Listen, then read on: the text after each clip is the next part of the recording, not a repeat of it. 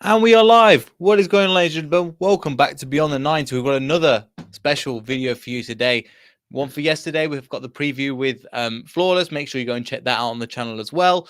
This week, we're going to look over the press conference. And my, oh my, there's been some interesting things that have come out this week. We're going to look at some injury situations, some good, some not so good. We've got some of the people that have performed on international duty. We've got a massive piece for a breaking revolution that's come from John Percy from the Telegraph as well. Really, really interesting stuff there. Let me know what you think in the comments down below. It's just me for today. Unfortunately, there's nobody else that can make it, but I need to get back into the scheme and make some great content for you. Anyway, I don't think my laptop's not charging. That's not a good idea. Right. Before we crack into it, make sure you hit like, subscribe, all that good stuff. Big up to big games as well. Hello from Brazil again. It's just amazing, man. See all these international fans, and big up yourself, big games. Great to have you in the chat as well. Before we get into it, let's just get straight into it. That's what I should have said. Right. Let's look at some of the situations. Again, Brendan Rodgers had his press conference today where he's looking at some of the highlights. The first one we're going to look at, Johnny Evans. It went away with Northern Ireland, and I was thinking, oh my God, because they had 3 games scheduled. Bearing in mind, he played a very little part in the Brentford game. Again, I didn't watch it because I was on holiday for a bit, but he played a full 90 minutes, got under his belt, and he didn't play the other 2 games. So I felt better about that. I was messaging, again, friend of the show, Josh_CFC. If you follow him on Twitter as well, really nice guy who's from Northern Ireland, and he knows the impact of Johnny Evans, especially for that Northern Ireland team. And we were discussing it. I was like, oh, he's going to get played? He goes, look, we're actually training him up for you. Don't worry too much. So he was somebody that follows his country a lot. So I'll take his word for it. And he didn't play the other 2 games. So what's Brendan Rodgers said about him so far? He said that he's able to face Man United. However, he will be, quote unquote, built up. He's unlikely to play the full game, Rodgers says, after playing Northern Ireland in the week. So good sign. We're getting players back, especially Johnny Evans. I've seen he's been pivotal for us. He's that Rolls Royce we've said before, who just kind of leads the back line. And with lines like Fofana and Soyuncu, who again, Soyuncu's been hit and miss this season, let's be honest. With Soyuncu, he needs that leader next to him. And we saw the first season when Soyuncu came into the Premier League, how good he can be in place of Maguire. We did the whole Maguire situation over with Flawless, so make sure you go check that out as well. Rene's in the chat. Rene, I'm all good, my friend. How are you doing? Are you looking forward to the game? Let me know in the comments below, and we'll try and get the interactiveness of this edited back in. So, well, we'll get into some of the questions. Antonius is here, my friends from the Greek Foxes. Do you know what? I was wearing one of the t-shirts. Side note, I was actually wearing one of the t-shirts when I was going to visit a friend in Cambridge. I got a Greek guy come up to me and goes, "What's going on with this one? I don't understand. I know Hellnick. What's this?" So if you come over, we'll talk about it as well. So yeah, make sure to check out the Greek Foxes. Lovely, lovely merch. Really, really good quality as well. But we'll get straight back into get distracted. You know me. So Johnny Evans is one of them, ready and fit to play. The next one, not good news, unfortunately. Wilfred Ndidi is out to the end of the season. He'll be back in June. Again, Wilfred Ndidi has been hit and miss this season as well. Been quite a few of our players have been hit and miss, to be honest. He's out for the end of the season. Now, he's not been at his best, let's be honest. But he's still a quality. And on his day, he's up there with the best, one of the best CDMs in the league. We're going to miss him. It's really, really disappointing. Rene, I've just seen your comment. We will try and get on to that a little bit later because that one just came out of nowhere as well about the Everton link. We will come on to that. But yes, Wilfred Ndidi is out for the end of the season. Massive, massive miss. But we've got the likes of Samora could potentially step up. He's not really been seen that much. Again, give him some time. We should be fine. And then we've got Hamza Chowdhury. You guys know my thoughts on Chowdhury. I think he can do a bit. And considering that midfield, Hamza Chowdhury is the kind of player you put in and he's going to rough people up a little bit more as well. But the problem is, if you take him out, if you take Hamza Chowdhury, if you put Hamza Chowdhury in, you're having to take somebody like Kieran Dewsbury-Hall out. And that's going to be a massive... Who would I play? I'd play Kieran Dewsbury-Hall, to be honest, in that not CDM position, in that double pivot with Tielemans, who we'll get onto in a second as well. So Ndidi, not looking good, injured at the end of the season. Hope he had a speedy recovery. Again, I think I think Nigeria have qualified for the Africa Cup of Nations, the World Cup. he'll be really needed for that in his firefighting position, and hopefully we can get him back to his best, but not good. Jamie Vardy is still out. Again, that's something that we're not too surprised at. The other one as well, Luke Thomas with a hamstring injury, which is kind of disappointing. I'm not going to lie, but he obtained that on the international duty for England under-21s. It doesn't look like it's too bad a hamstring injury. They'll assess it, but there's no further confirmation as well. Antonius is back in the comments with Mendy can't play Conference League. Yes, he's not in the Conference League either, which is not too great, to be honest. So we've got other people that can play in that position. Kieran Dewsbury-Hall can play as a double pivot. Samore, who I don't think will feature this season, not because I don't think there's a good player. There's a genuinely talented player within them, but I think he's just going to take time for him to develop. And we could see what we did with Sionchu. They go through to the top as well. Antonius has updated me as well. They didn't qualify. Oh, Nigeria didn't qualify with the quality of team they have. Amati got into the World Cup. That was one of my points as well. The Ghanaian excellence back in, taking his club to the World Cup. Love to see it. Yes, we'll get onto a little bit as well. And Mendy qualified with Senegal as well, which is really good to hear. Another international player for us as well at the World Cup. Luke Thomas, but a hamstring injury. Another thing as well, we'll mention kind of not the injuries, but something that I read about as well. Don't know how valuable his source is. There was a little bit of here and there. Some Belgian critics or Belgian journalists have been criticizing Youri Tielemans for his being a bit too slow, not playing to his top ability as well. So that's something to kind of keep in mind as well. Youri Tielemans, again, £25 million. So 30 million euros, I think. It's an incredibly low amount, considering obviously he's got 1 year in his contract. But for that amount of money, we're going to have a lot of people sniffing at him. Totally worth the money. We will get into some of this John Percy stuff a little bit later as well. So I'll let you know about that. But 25 million for Tielemans. I mean, he said some kind of more positive things, but I don't think it's worth talking about Tielemans until the summer now, just because he's here, he's going to play for us, he's going to probably start majority of games, if not all of the games for us, because he's such a valuable player in that position, and we don't really have somebody in the squad that can do his role. So we'll have to see about that. But that's all the injury news. Apart from that, you're looking at people that didn't go into international duty. James Justin left, obviously, out of international duty, give him time to recover and reset, which is great.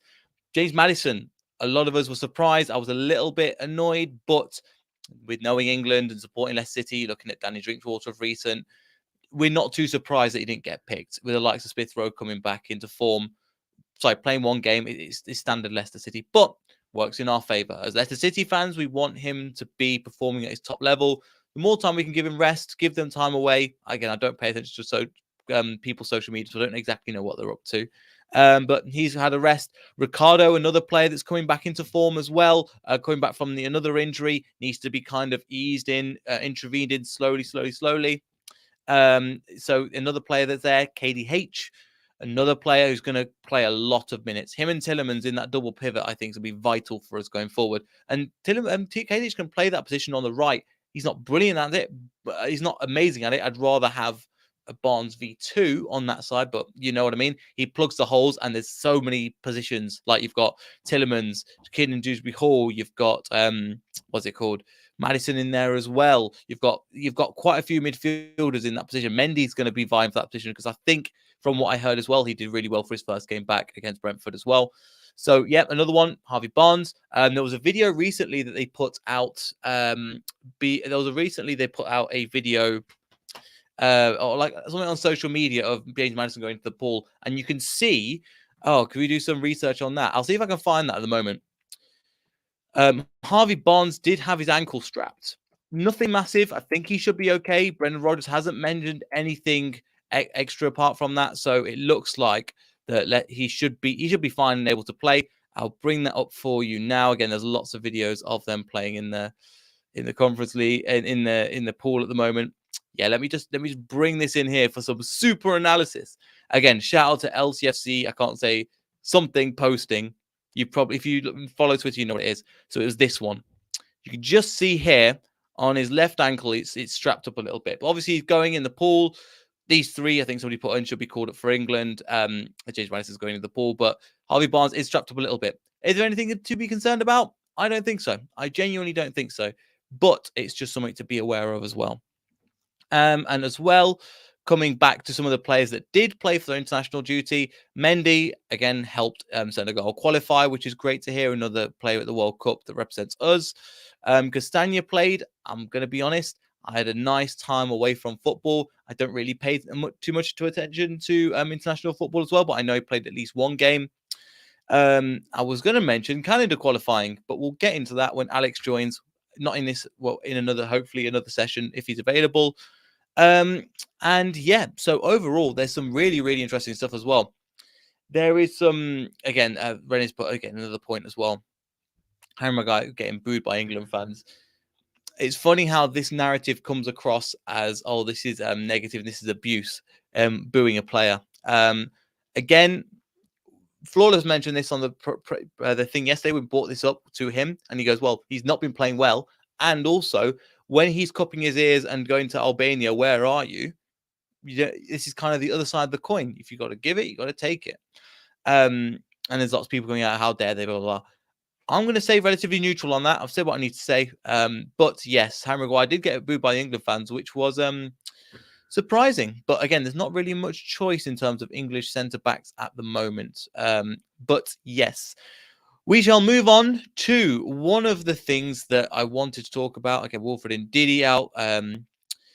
Brendan Rodgers, again, coming back to the press conference, said there's a lot of optimism around the international break. We've won 5 or 7 games in the break. Our influential players are coming back. So, yeah, you're right. So the players are coming back in training as well. We're looking at Man United, yeah, top quality players and stuff. So, again, I'm getting these sources from, what's it called? This is from BBC RL Sports on Twitter. Again, they do a phenomenal way of just breaking it down section by section. Fantastic. That Brown Boy says the fans are allowed to play their money and allowed to have their opinion. Yeah, as long as it's not extremely like sexist or racist or anything like that. I think you should be able to have your opinion. But to be honest, not too big fan of international football and don't really support England too much, to be honest. If they lose the World Cup, I'm not attached to England like I am to Leicester City. Leicester City is my club and my place, you know. So that's where my allegiances lie. I know you can have 2, but it is what it is. The thing I wanted to mention onto that I had before as well that it's kind of disappeared. Let me bring it up now. For those of you that haven't seen it, this has been doing the rounds on social media at the moment, especially on Twitter. John Percy, who is one of the most reputable people in the Midlands football, especially when it comes to Leicester City, has put out this. Brendan Rodgers' big summer ahead of Leicester City. This isn't related to the podcast. It's just related to the press conference. It's just something that he's mentioned as well. Actually, would this look better? I don't know. What do you guys think? Does this look better? Let me know. Or I can just get rid of my ugly, ugly face to begin with anyway. Another view. So, 3 major signings wanted. So we've kind of known this for a while. There'll be 3 people that, not just major signings, there are 3 people that are going to come into the first team. Again, I'm not going to discuss the full article. Again, that's for the Telegraph. You can go through and click it. So go to John Percy's Twitter or go to thetelegraph.com and find, telegraph.co.uk and find it. I just want to cover the highlights that I put on social media. PSV winger Noni Maduaki is amongst the targets. So again, for those of you that know, he has what's it called? He is a player that we've been looking at for a while. He signed, I think, a 3-year deal with PSV of recent. However, he is one of the targets that's been mentioned out and out by John Percy, who's one of the people that we can genuinely trust in the sphere. There's a lot of rumors and a lot of stuff, especially around Tielemans at the moment. So unless it's coming from a source like Rob Tanner, John Percy, Fabrizio Romano, kind of somebody that's reputable. Jeff Peters is another good example. From the Leicester space, I don't really want to put too much emphasis into it. But coming back to this, John Percy is one of them. Tielemans' future still uncertain. No news there. But again, as we kind of know, we'll have to sell before we can buy. Doesn't really make sense. Doesn't really surprise too many people with the way Leicester City do business. If you follow them, we always have to sell before we could buy. Even though sometimes we've done both. You look at sell Chilwell, we bought Castagna in for more than for the half the price and things like that as well. PSV, so Noni Maduke, we might do a video again. Apologies if my internet is cutting out as well. Excuse me, back now. Hello, Ethan. good to see you back, my friend. Thank you for joining in again. Can't understand why people would get mad at a player for watching his international match for club form. You know, it is what it is. Football fans are fickle, and I don't know. I'm not. We'll leave that one as is. I know. I keep looking back. But yes. Ready puts a good point again. Vardy could be an option. Again, I've not heard a lot of rumors around him. I think Fabrizio Romano went on Leicester Till I Die TV, and he actually answered this question around Vardy as well. So shout out to Chris, Leicester Fan TV, phenomenal, doing some great work there, and had Fabrizio Romano on. Great stuff there. So there is a video on that in Leicester Till I Die TV, so make sure you check that out with Fabrizio Romano. Again, well done for Chris for getting that sorted. Anyway, yeah, Madueke is one of them. We're going to see him in person against the likes of because we play PSV next week at the Game Power and then away at the quarterfinals of the Conference League. I've got my mojo back for a little bit of Conference League. In my opinion, now we're in the quarters, we need to look at winning it. There's no point in going further. We are far in this competition. We need to go and win it. I've said before and in the past that I didn't have confidence that we were going to win it. I've sat more on the fence now, but that needs to be our focus and trying to finish high up, at least in single digits in the Premier League table. Coming back to Madueke, again, he could be somebody that we're looking at. Berardi is, again, another one. Lookman could be somebody. I think Lookman's a good buy for 15 million, but he's that player that we found can play on that left-hand side. He doesn't play through the middle. So, yes, another player that's linked to us, again, and I can hear Ant in the distance. James Tarkowski is another one, free in the summer. De Ketelaere is another one as well from Bruges. So he could be another player as well. But there's going to be players that have to come out of the squad. These players are, one, Jose Perez. I don't think there's too many people that could be too sad about that, to be honest.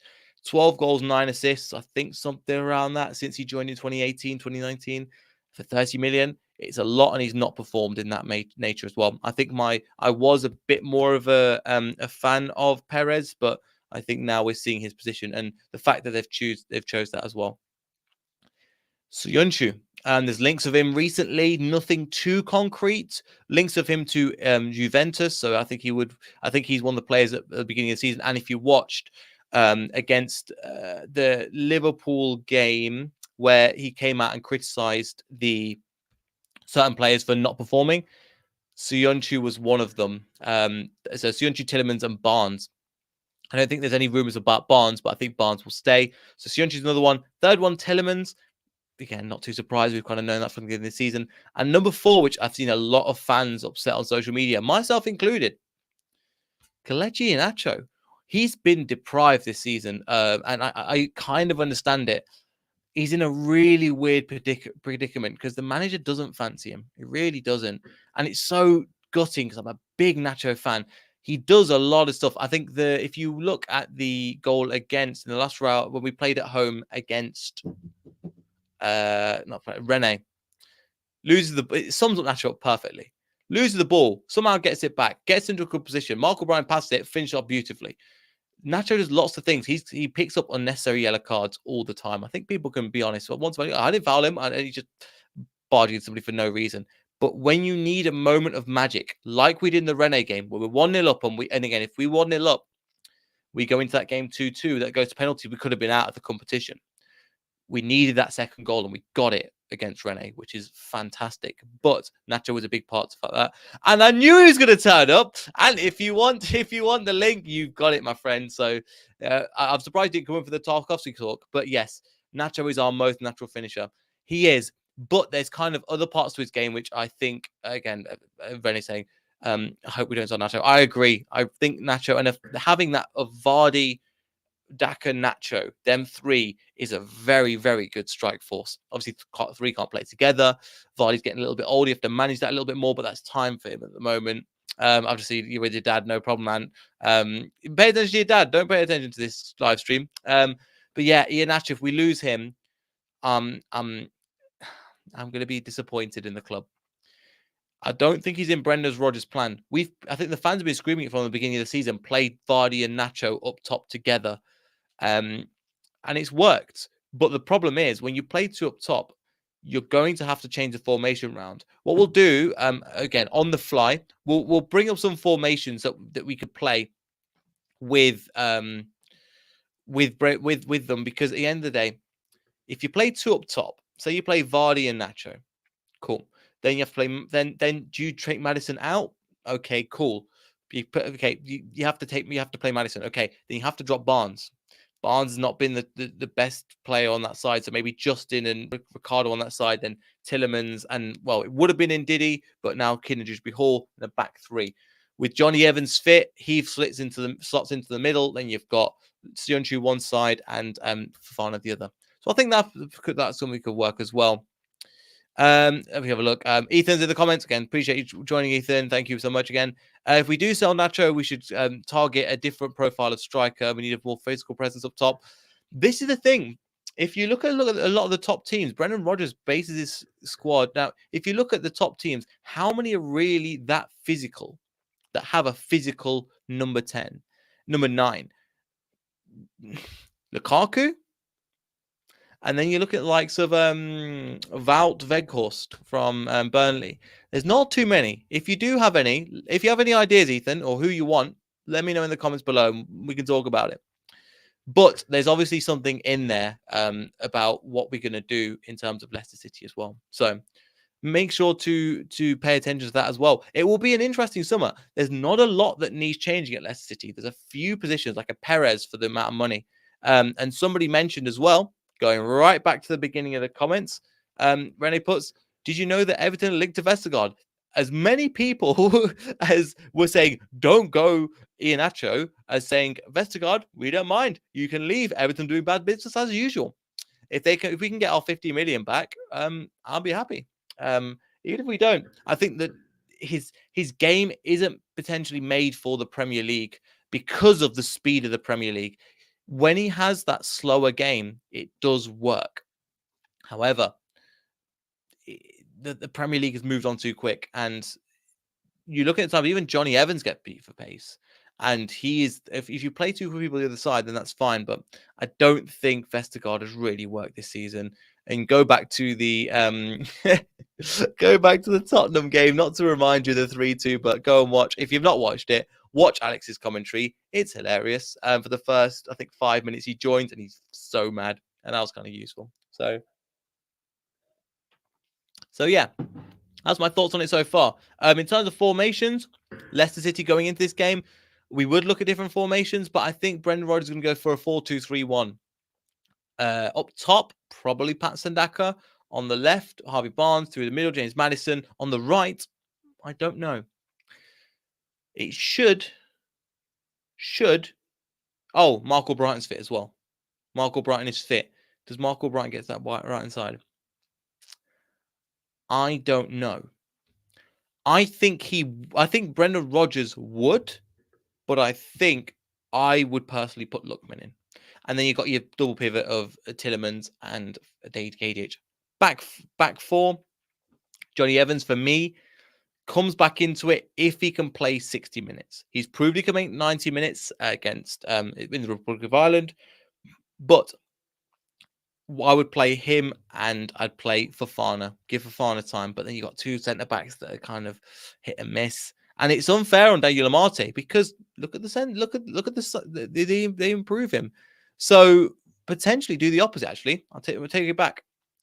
Sionchu one side, Amate the other, Ricardo one side, Castagna on the left, on the right. Castagna on the left, Ricardo on the right. That would be, something that I would go for. Again, it's hard because James Justin's coming back into form, He's coming back from injury, just like he's another player that needs to be mentioned and needs to be nurtured in. But actually, it's one thing that I forgot. Lads, we're going to have, lads and ladies, if you're watching as well. Yes, Jay, are you leaving out Justin? Okay, if you were leaving out Justin, would you drop Castagna or would you drop Ricardo? That's the question. And I think it's a tough one. Even the likes of somebody like Thomas, he's only 20. We forget how young he is, but he's so consistently good. I just don't expect that from such a young player in a positive way. But we shall look at some of the fixtures because April is looking drop Castagna. Interesting. So have Ricardo one side and on Ricardo left and Justin right. Even after, I think Castagna is kind of undroppable after the performance he had, after the legs that he had against the other one. Anyway, we'll look at the fixtures again. Obviously, the Man United game. We're kind of previewing for that. Look at these again. We've still got Norwich and Chelsea somewhere to play along it, and we finish the end of the 22nd of May at at home against Southampton. But look at the number of fixtures we've got, lads, and people that, however you identify anyway. The 7th of April, PSV. The 10th of April, Crystal Palace. The 14th of April, PSV away. Then we're back at, then we go into Newcastle. Then Everton. Then we're going to Aston Villa. Then Spurs. The running is not too bad. Then Everton, Watford, Southampton. The running isn't too bad. And considering where we are, let me just try and find the table. Tables. So we are sitting in this kind of gap of us, Villa, Southampton, Crystal Palace, and Brighton. Brighton have come right down the table recently. Again, look at that. Loss. That's kind of concerning. But is it doable that we can catch up with Wolves for that 8th position and potentially 7th? Maybe. But what this will allow us to do, we have to go on a run of just straight out and win every single game back to back again. So the only two teams that we've got tough as in terms of a top 6 team, Tottenham, which anything can happen with Tottenham, you know, as we found out over the years and found out even in the last match against them, and Chelsea, who are kind of, we don't know what's happening. I mean, with Chelsea, we might get Lewis G on for that one. As you guys know, good friend of ours, good friend of the show. There's all sorts of stuff with the Ricketts, the ownership potentially as well, and the fans are protesting even before they've even officially sold the club. So there's lots of things at the moment. Anyway, coming back to the game, hopefully you've enjoyed this kind of free form kind of. I've got some notes. I did do more research, I promise. But yeah, I think that's pretty much it. There would be things at the moment with how we're doing and how we're playing, which I could just go, yeah, we are in a good position. We've won 5 of the last 7, which is obviously great. The last 2 we lost against Rennes and Arsenal. Again, the Arsenal performance, we've talked about that. It wasn't great. Apart from that, my voice is still coming back. So thank you all for watching. If you could like and subscribe, that would be the world to us. Thank you so much. We'll see everybody post-match for the Man United game. We'll hopefully have some more guests on. You don't have to listen to my stupid voice and my ugly face once again. And we'll see everybody in the next video. So goodbye.